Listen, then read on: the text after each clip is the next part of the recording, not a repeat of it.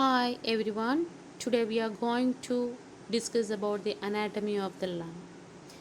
Here I will show you a picture and discuss the anatomy of the lung with its position, location and everything. Here you can see the lung which is situated in the thoracic cavity, okay, on either side of the middle mediastinum, and it is a pair of respiratory organ. It is contained in a pleural sac. In the lung in the young people, they are brown or gray in color and gradually they become black because of the deposition of inhaled carbon particle in it. And it weighs about 700 gram. It is about 50 to 100 gram heavier than the left lung. Each lung is conical in shape. It has apex at the upper end, base at the lower end, and the base which resting on the diaphragm. And it is also called the diaphragmatic surface. And it consists of three borders: anterior border, posterior border, and the inferior border. And here it has two surfaces, the costal surface and the medial surface. Apex which lie above the level of first rib, and it reaches 2.5 centimeter above medial one third of the clavicle, just medial to the supraclavicular fossa.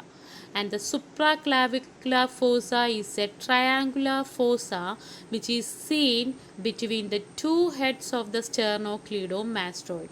So the apex which reaches to just medial to the supraclavicular fossa, and the base which rests on the diaphragm and which separate the right lung from the right lobe of the liver and the left lung from the fundus of the stomach and the spleen.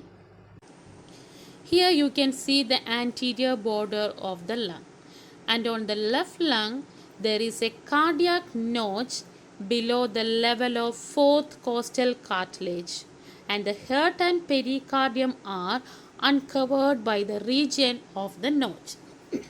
The posterior border corresponds to the medial margin of the head of the rib, and you know that the rib is attaches to the sternum through a costal cartilage, and behind posteriorly it is attached to the thoracic vertebra, and the region which is attached to thoracic vertebra which is called the head of the rib.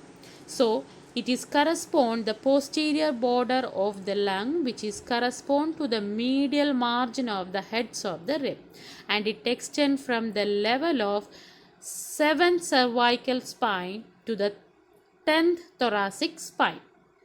And the inferior border which separate the base of the lung from the costal surface and the mediastinal surface. We have two surfaces, they are the costal surface and the mediastinal surface. Here the costal surface is the large surface and it is convex and is in contact with the costal pleura that cover the lung and the overlying thoracic wall. And the medial surface which is divided into two part, a posterior part which is called the vertebral part and the mediastinal part which is the medial part. Here is the medial surface. Here in the medial surface there is the anterior, you can see in this picture there is the anterior border and a posterior border.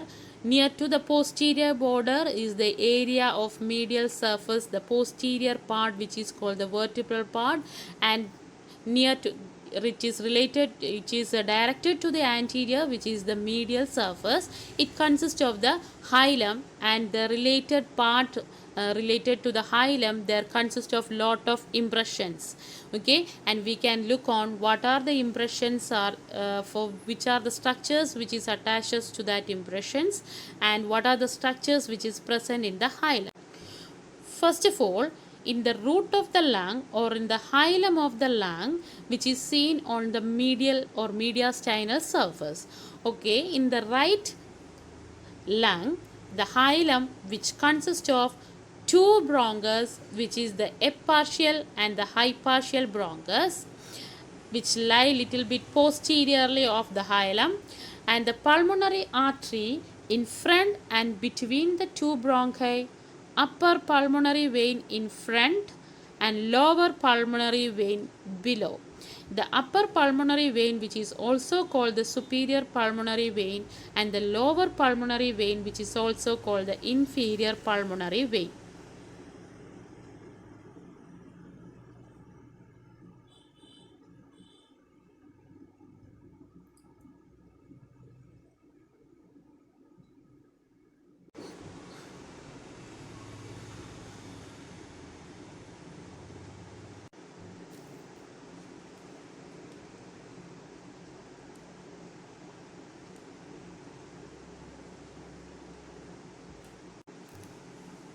And now we are going to see the lobes and fissures of the lungs.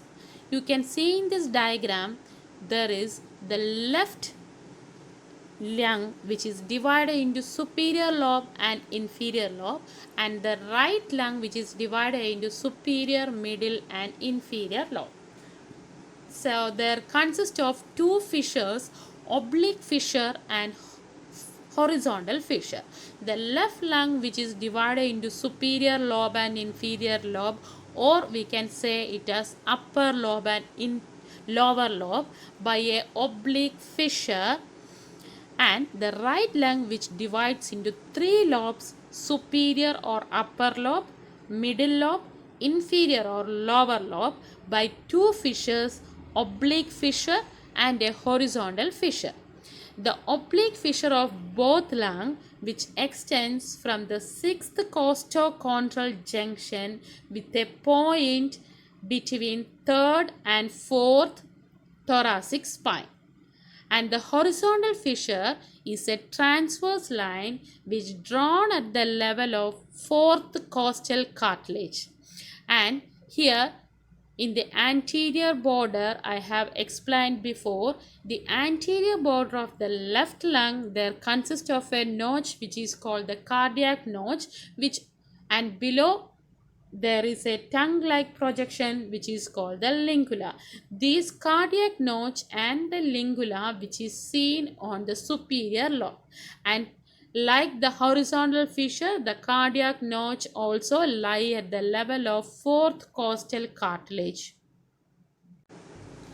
Next, the segments of the lung. We are going to discuss how the bronchopulmonary segments are formed. Already I have said that the lungs, which is divides into lobes. First of all, the right lung, it consists of three lobes, and out of the three lobes, it is completely divided into 10 segments. Both the lung, which is divided into 10 segments. And here the right lung, there consists of superior, middle and inferior lobe. The superior lobe or the upper lobe, which divides into apical, anterior and posterior segment. The middle lobe, which divides into medial and lateral segment. The lower lobe, which divides into superior, medial basal, lateral basal, anterior basal and posterior basal. The left lung, which consists of two lobes, each of the lobes which divides into 5 segments. The upper lobe, which divides into apical, anterior and posterior, then superior lingular and inferior lingular. there in the upper lobe present a tongue-like projection lingula. So, and that this region, the segments are superior lingular and inferior lingular. In the lower lobe, it divides into 5 segments: superior, medial basal, lateral basal, anterior basal, and posterior basal. And now we got 10 segment in each lung, and we have studied the bronchial tree before. There you have studied that trachea which bifurcates into two, which is called the principal bronchi, two principal bronchi. It divides into secondary bronchi, the secondary bronchus, which again divides into tertiary bronchi. This tertiary bronchi, which is also called the segmental bronchus. So these divisions, the principal bronchus enters into the lungs, then it divides into secondary bronchioles. These secondary bronchioles which divides and enters into the lobes of the lung, and the tertiary bronchi which divides, which is also called the segmental. So each of these enters into each of the segments of the lungs, and from there all the division like terminal bronchi, respiratory bronchioles, and the alveolar sac, which all these repeated divisions which are seen in each segment, from the tertiary bronchioles to the alveoli sac, which is seen on all the segments of the lung. And here in this picture you can see that these are segment, each of the two segment, this is two segment, it consists of bronchus, and finally bronchioles finally divides into there consists of alveolar sac, and they represent a pulmonary artery, isn't it? So the bronchial tree, from the principal bronchus, it divides repeatedly up to the alveolar sac. Along with the bronchus, a pulmonary artery accommodates, or it accompanies the bronchus and reaches the segments, each of the segments, and that's why it is called the bronchopulmonary segment, because each of the segment consists of bronchus and the pulmonary arteries, and this pulmonary artery accompany the bronchus, and this is called the bronchopulmonary segment. And the pulmonary vein which seen between the segments, which mean the connective tissue which separate the segment, which is called the intersegmental area, there consists the intersegmental pulmonary veins, and a bronchial artery which is also supply the bronchial tree reaches here in the segment. Now we are moving to the blood supply of the lung. Here the pulmonary artery, which there consists of one pulmonary artery. We have studied the root of the lung. There consists of only one pulmonary artery. Here the pulmonary artery enter the hilum of the lung, and it carry deoxygenated blood from the right ventricle to the heart. Okay, and it end in a capillary plexus on the alveolar walls of the lungs. And the pulmonary vein, there are two veins emerging from the hilum of each lung. We have studied the superior and inferior pulmonary veins. They carry oxygenated blood from the lungs and empty into the left lung. And we all know that all the structures, all the tissue receive oxygenated blood through the arteries, and deoxygenated blood from the tissues which is carried by the vein. And we have to draw each of the diagram in the anatomy as the artery in red color, vein in blue color, and nerves in yellow color. In this picture only the trachea and the bronchus have represented as the yellow color, just to study.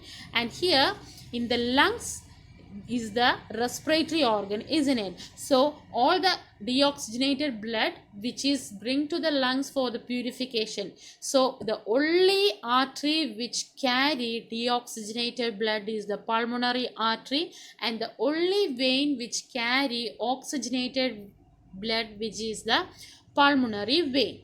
Okay, that's why the colors represent like this. And and the nerve supply is by the it is supplied by the nerves of lungs and visceral pleura, which is supplied by the pulmonary right and left pulmonary plexus of nerve. Plexus mean group of nerves which are formed from the branches of vagus nerve and from the sympathetic trunk. Hope you all understand the structure of the lung, its blood supply, nerve supply, bronchopulmonary segment, and everything. So, thank you for watching the videos. Thank you so much.